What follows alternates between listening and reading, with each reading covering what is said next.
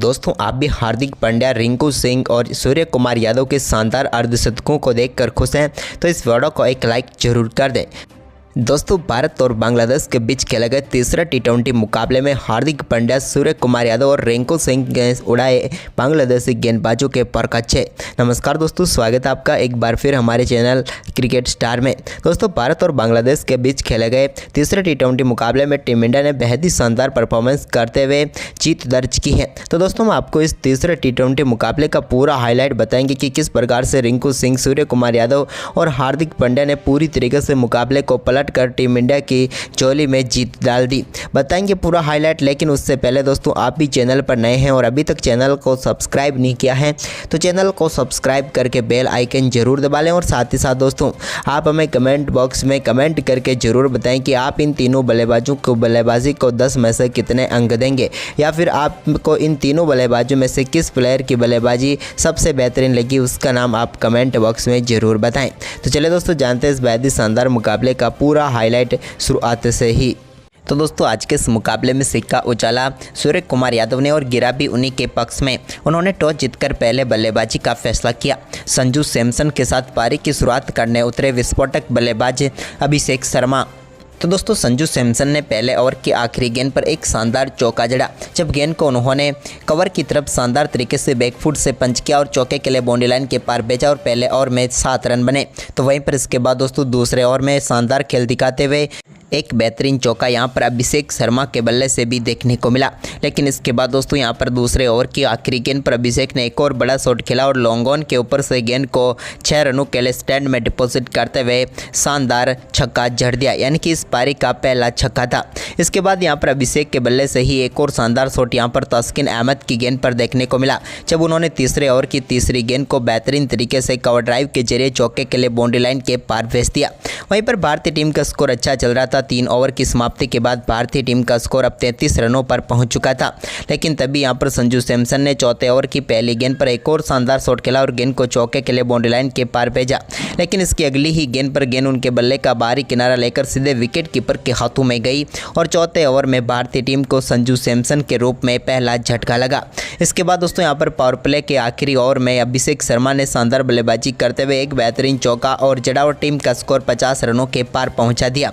लेकिन power play की आखिरी गेंद पर अभिषेक भी एक और बड़ा शॉट खेलना चाहते थे, लेकिन वो पूरी तरीके से यहां पर बीट हुए और गेंद स्टंप पर जाकर लगी और भारतीय टीम को दूसरा झटका लग गया।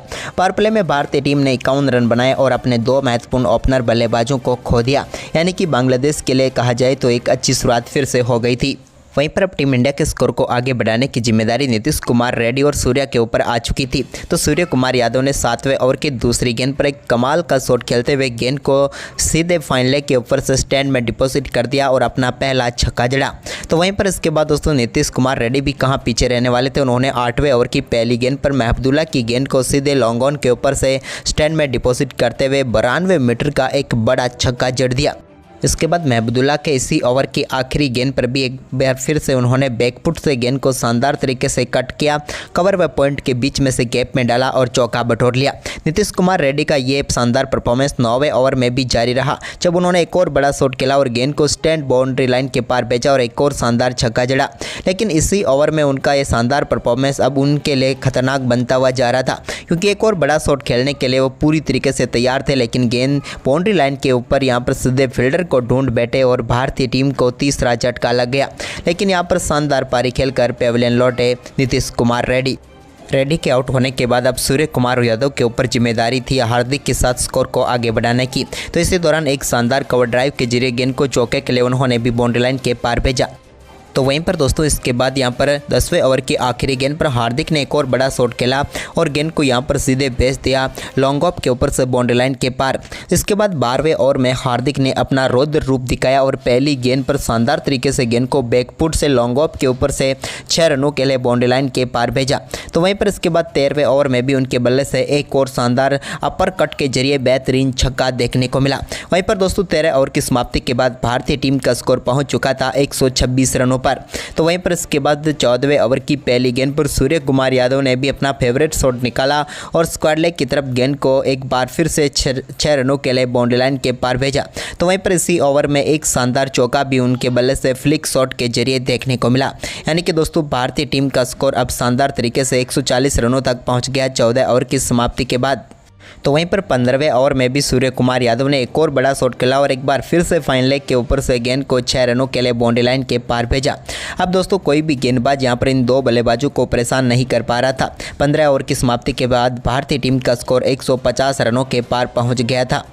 वहीं पर इसके बाद 16वां ओवर डालने आए तस्किन की पहली गेंद पर सूर्या ने एक और दमदार शॉट खेला और अपने ही अंदाज में गेंद को मिड विकेट के ऊपर से स्टैंड में डिपॉजिट कर दिया और इस छक्के के साथ ही शानदार बल्लेबाजी करते हुए सूर्य कुमार यादव ने अपना बेहतरीन अर्धशतक पूरा कर लिया और टीम इंडिया के लिए एक बार फिर से संकट मोचक बन के महत्वपूर्ण पारी सूर्य कुमार यादव ने खेल डाली। लेकिन दोस्तों इसी ओवर में सूर्या एक और बड़ा शॉट खेलना चाहते थे, लेकिन यहां पर उनसे गलती हुई। हालांकि गेंद बल्ले पर अच्छी तरीके से आई नहीं थी, जिसकी वजह से यहां पर बाउंड्री लाइन के ऊपर एक बार फिर से सूर्य कुमार अपना केस थमा बैठे और लेकिन शानदार 55 रनों की पारी खेलकर वो टीम इंडिया को मुश्किल स्थिति से उबार कर पेविलियन लौटे। उनके आउट होने के बाद दोस्तों अब सारी जिम्मेदारी हार्दिक के ऊपर थी, क्योंकि वो सेट बल्लेबाज थे। तो उन्होंने 16वें ओवर की आखिरी गेंद पर भी एक दमदार शॉट खेला और गेंद को चौके के लिए बाउंड्री लाइन के पार भेज दिया। 16 ओवर की समाप्ति के बाद भारतीय टीम का स्कोर अब 165 रन हो चुका था, लेकिन अब रिंकू सिंह 17वें ओवर का सामना कर रहे थे। तो इस ओवर में तो वो एक चौका लगा पाए, लेकिन इस ओवर में फिर भी टीम इंडिया के लिए 9 रन आए। लेकिन इसके बाद असली रौद्र रूप देखने को मिला यहाँ पर रिंकू सिंह का 18वें ओवर में, जब 18वां ओवर डालने आए रिसात की पहली गेंद पर बड़ा शॉट उन्होंने खेला और गेंद को सीधे स्लॉग स्वीप के जरिए लॉन्ग ऑन के ऊपर से छक्के के लिए बाउंड्री लाइन के पार भेज दिया। इसके बाद दोस्तों इसी ओवर की अगली ही गेंद पर उन्होंने एक बार फिर से बैकफुट से गेंद को पंच किया और शानदार तरीके से चौके के लिए बाउंड्री लाइन के पार भेज दिया। तो वहीं पर ओवर की तीसरी गेंद पर भी एक बार फिर से उन्होंने प्रहार किया और इस बार भी गेंद को स्टैंड में डिपॉजिट करने में कामयाब हुए। इस बार उनके बल्ले से 99 मीटर का शानदार छक्का देखने को मिला। वहीं पर इस ओवर में 18 रन दोनों बल्लेबाजों ने बटोर लिए, जिसके चलते टीम इंडिया का स्कोर तेजी से आगे बढ़ा। तो वहीं पर इसके बाद 19वें ओवर का सामना कर रहे थे हार्दिक पांड्या। हार्दिक पांड्या ने 19वें ओवर की पहली गेंद पर एक शॉर्ट गेंद को शानदार तरीके से मिड विकेट की तरफ बड़े शॉट में तब्दील किया और गेंद को 76 मीटर दूर स्टैंड में डिपॉजिट कर दिया। इसके बाद अगली ही गेंद को एक बार फिर से लॉन्ग ऑन की तरफ खेला यहाँ पर हार्दिक ने और एक और शानदार छक्का जड़ दिया। हार्दिक ने शानदार बल्लेबाजी करते हुए अपना बेहतरीन अर्धशतक पूरा कर लिया। इसके बाद उनके बल्ले से निकले एक और शानदार चौके के साथ ही यहाँ पर टीम इंडिया का स्कोर भी शानदार तरीके से 210 रनों तक पहुँच गया। भारतीय टीम अब दमदार परफॉर्मेंस करते हुए आखिरी ओवर तक 210 रनों तक पहुँच गई थी। वहीं पर दोस्तों आखिरी ओवर का सामना एक बार फिर से रिंकू सिंह कर रहे थे।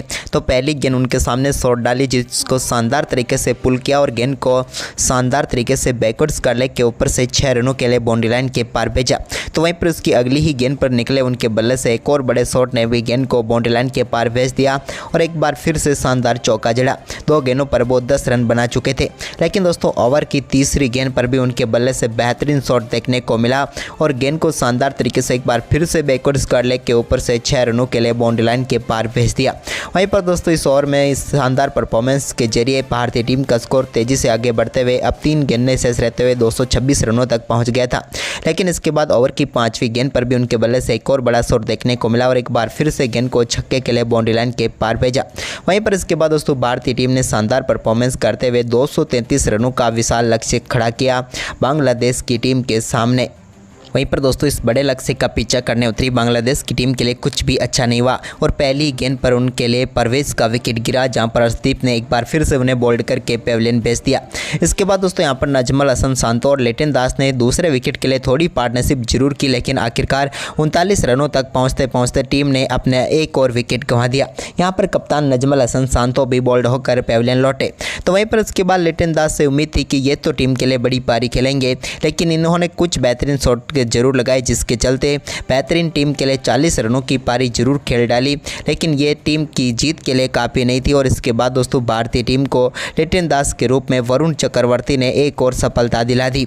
तो वहीं पर इसके बाद तो कोई भी बल्लेबाज बांग्लादेश की टीम का पिच पर टिक नहीं पाया और एक के बाद एक विकेट भारतीय गेंदबाजों को मिलते रहे।